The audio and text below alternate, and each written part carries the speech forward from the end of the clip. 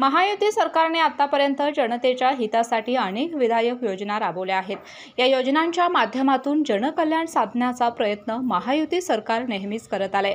महायुती सरकार सत्तेत आले तर लाडकी बहीण योजनेच्या पैशात वाढ करून महिलांना 2100 रुपये देण्याची घोषणा महायुतीने केली आहे।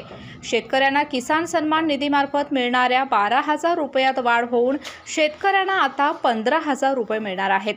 25 लाख युवकांना रोजगार देणे आणि विद्यार्थ्यांना 10,000 विद्यार्थी वेतन देण्याचं वचन महायुतीने दिले। वृद्ध पेन्शन धारकांच्या पेन्शनमध्ये वाढ करून त्यांना मासिक 2100 रुपये महायुती सरकार देणार असून अंगणवाडी आणि आशा सेविकांना 15,000 रुपये वेतन आणि विमा संरक्षण देखील देण्यात येईल। राज्यातल्या गावागावामध्ये पाणंद रस्ते बांधले जातील। वीज बिलात 30% कपात करून सामान्यांना वीज बिलापासून दिलासा देण्यात येईल। महायुती सरकारने आजवर दिलेली वचने पूर्ण केली असून महिलांना लाडकी बहीण योजनेच्या माध्यमातून सन्मान दिला।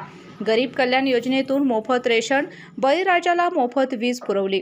PM आवास योजनेअंतर्गत घरे, ग्राम सडक अंतर्गत गावागावात रस्त्याचे जाळे विणले।